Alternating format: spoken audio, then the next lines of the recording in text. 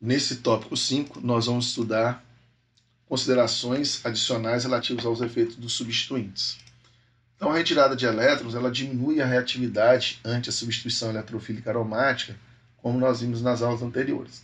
E ela também aumenta a acidez. Como nós já estudamos no capítulo 1 sobre a acidez e basicidade de compostos orgânicos, grupos que doam elétrons, eles diminuem a acidez porque eles não ajudam a estabilizar a base conjugada. Lembrando que, por exemplo, um ácido carboxílico vai gerar uma base conjugada tendo C duplo O-. Então, esse oxigênio está negativo. Ele já tem uma alta densidade eletrônica. Se você tem um grupo que vai doar mais elétrons para ele, esse grupo não vai ajudar a estabilizar essa base conjugada, tá certo? Pelo contrário, se você tiver um grupo que retira elétrons, você ajuda a estabilizar a base conjugada. Então, quando você tem grupos que são retiradores de elétrons, ele aumenta a acidez do seu composto orgânico, porque ele ajuda a estabilizar a base conjugada, já que ele vai diminuir a densidade eletrônica da base conjugada formada. Então a gente pode ver isso nesses exemplos. Comparando o fenol, que tem um pK de 9,95, a acidez dele diminui quando você tem grupos doadores de elétrons ligados diretamente ao anel aromático, né? Porque esses grupos doadores de elétrons, eles não ajudam a estabilizar a base conjugada. Por outro lado, se você tem grupos retiradores de elétrons, você ajuda a estabilizar a base conjugada e por isso que o pK diminui, já que a acidez vai aumentar. E quanto mais forte for o grupo retirador de elétrons, maior vai ser a acidez do fenol, né? Porque quanto maior a força de retirador de elétrons do grupo, mais ele vai ajudar a estabilizar a base conjugada. O mesmo você pode notar para o ácido benzoico, que tem um pK de 4,20. Grupos doadores de elétrons diminuem a acidez, enquanto grupos retiradores de elétrons aumentam a acidez. E quanto mais fortemente for o grupo retirador de elétrons, mais ácido vai ficar a substância. Aqui nós também podemos comparar a acidez do íon anilíneo, né, que tem um pK de 4,58. Novamente, se eu adiciono o grupo doadores de elétrons no anel aromático, ele diminui a acidez, porque esses grupos aqui não vão ajudar a estabilizar a base conjugada. E quando eu adiciono grupos retiradores de elétrons no anel aromático, ele aumenta a acidez, porque eles ajudam a estabilizar a base conjugada. E quanto mais forte for o grupo retirador de elétrons, mais ácido vai ficar a substância. Então, você pode analisar todos esses dados aqui da mesma maneira que foi mostrado exemplos. Quando você tem grupos doadores de elétrons, você diminui a acidez, e quando você tem grupos retiradores de elétrons, você aumenta a acidez do composto. Agora a gente vai analisar algumas reações e verificar qual é a razão de proporção dos produtos ortopara. Então, a razão dos produtos ortoparas vai diminuir com o aumento do tamanho dos substituintes. Então, vamos analisar aqui. Eu tenho o tolueno sofrendo uma reação de nitração. Então, o tolueno, o grupo metil é orientador ortopara, o grupo nitro, então, pode entrar na posição orto, como pode entrar na posição para. Como o grupo metil é um grupo pouco volumoso, você vai ter uma maior porcentagem do produto na posição orto do que na para. Isso às vezes é difícil de você saber, teoricamente, qual dos dois é o seu produto principal, por isso que a gente acaba não exigindo isso muito de vocês. Tá certo? Então você teria que, se esse grupo é orientador ortopara, você tem que colocar os dois produtos lá para mim. Não precisa indicar qual dos dois é o produto principal, não. Mas se esse grupo passa de metil para etil, esse grupo ficou mais volumoso. Então, quando você faz uma nitração, você já obtém 50% do produto na posição orto e 50% do produto na posição para. Caso esse grupo fique mais volumoso ainda, você coloca aqui o teste butilbenzeno e você vai fazer uma nitração, aí sim, aqui você teria como prever, porque esse grupo é altamente volumoso e você vai ter a substituição na posição para com mais eficiência, porque na posição orto vai existir um impedimento estérico, já que esse grupo é volumoso, tá certo?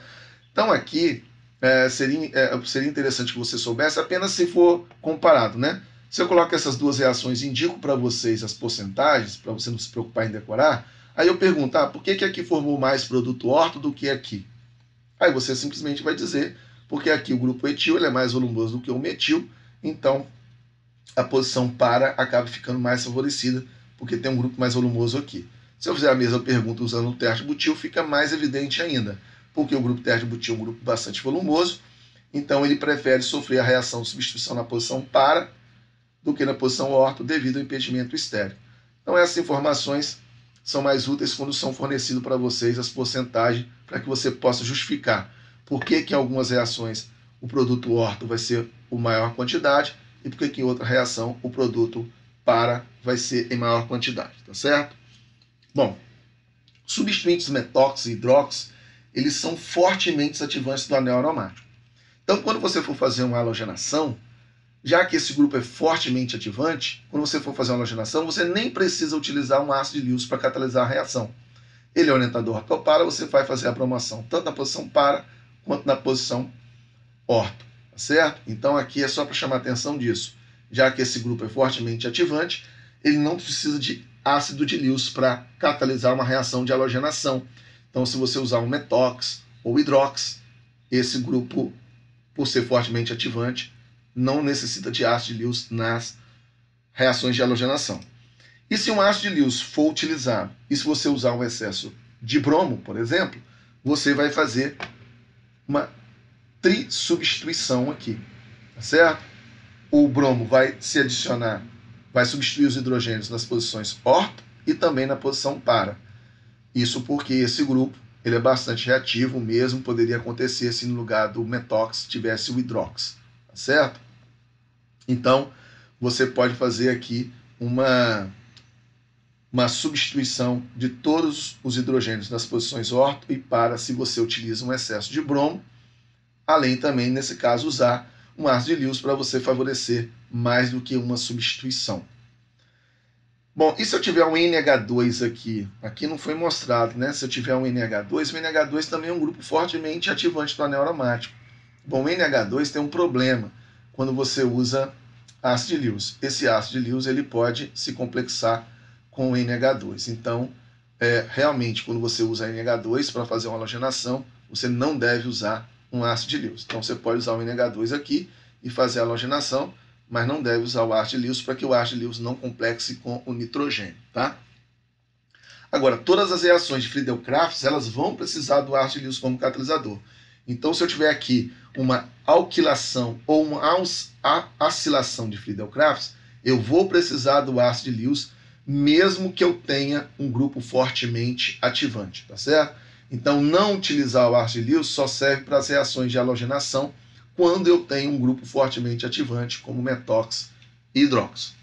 Bom, outra consideração aqui. Se há um orientador meta, que geralmente é um desativante, né? Todos os orientadores meta são desativantes no anel, as reações de Friedel-Crafts não podem ocorrer. Então, se eu fizer primeiro uma sulfonação, esse grupo sulfônico ele é um desativante. Aí eu quero fazer uma alquilação de Friedel-Crafts. Essa reação não vai ocorrer, porque esse grupo desativante não permite que essa reação ocorra. Novamente, se eu colocar um grupo nitro no anel aromático primeiro e quero fazer uma acilação de Friedel-Crafts, eu não consigo fazer essa reação, porque um grupo desativante não permite que ocorra uma reação de Friedel-Crafts, nem a alquilação e nem a acilação. A anilina e a anilinas N-substituídas não sofrem reações de Friedel-Crafts. Como eu falei para vocês no slide anterior, se eu tenho um NH2 ligado ao anel aromático, ele vai se complexar com o meu ácido de Lewis dessa forma. Já que esse alumínio tem um orbital vazio, esse par de elétrons pode se ligar no alumínio, formando esse complexo. Então, mesmo quando eu faço uma halogenação da anilina, eu não devo usar o ácido de Lewis, tá certo? Quando eu vou fazer uma halogenação da anilina, eu uso lá bromo ou cloro, mas não uso o ácido de Lewis, que também não precisa, já que o grupo NH2 é um ativante forte, como eu falei no slide anterior. Então, a anilina e anilinas N-substituídas não sofrem reação de Friedel-Crafts, ou seja, coloquei o NH2 lá no anel aromático e vou querer fazer uma reação tipo de alquilação e tipo oscilação, não vai dar certo, porque as reações de Friedel-Crafts elas precisam do ácido de Lewis. E a anilina e as anilinas N-substituídas vão sempre se complexar com o ácido de Lewis. E quando elas se complexam, esse nitrogênio fica positivo.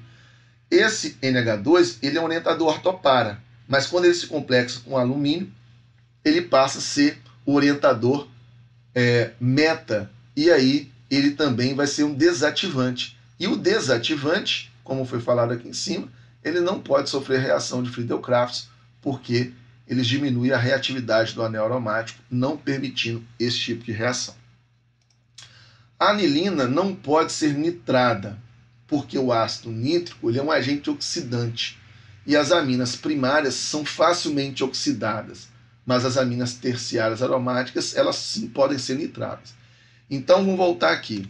Se eu tiver anilina e for fazer uma nitração, eu vou precisar fazer a reação do ácido nítrico na presença de ácido sulfúrico.